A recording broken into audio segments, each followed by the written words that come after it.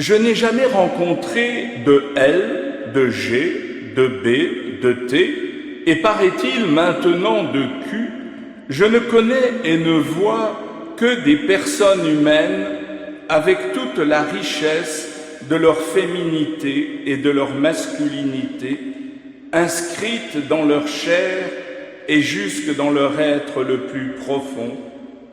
Je continue de m'émerveiller devant la complémentarité de l'homme et de la femme.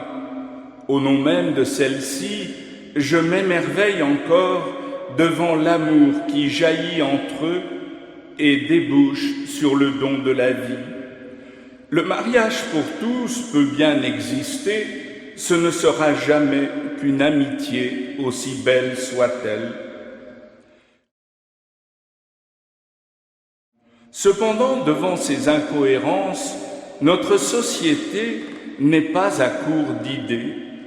L'avortement, le suicide assisté, la PMA, la GPA, l'eugénisme, tout devient possible au nom d'un principe devenu premier depuis les années 68.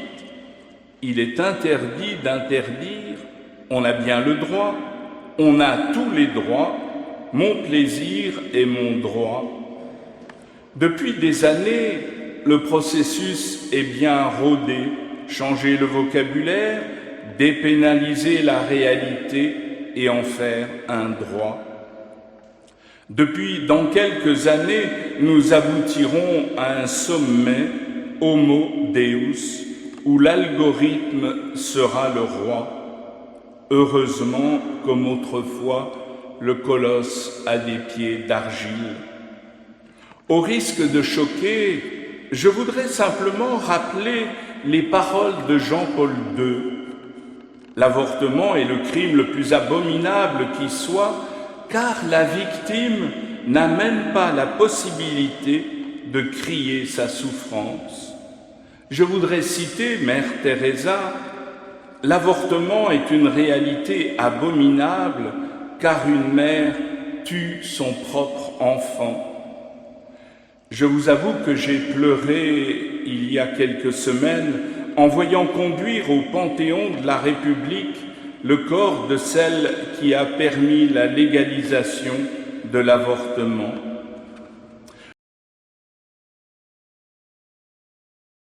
Au siècle dernier, et je cite toujours le pape François, tout le monde était scandalisé par ce que faisaient les nazis pour entretenir la pureté de la race. Aujourd'hui, nous faisons la même chose, mais avec des gants blancs.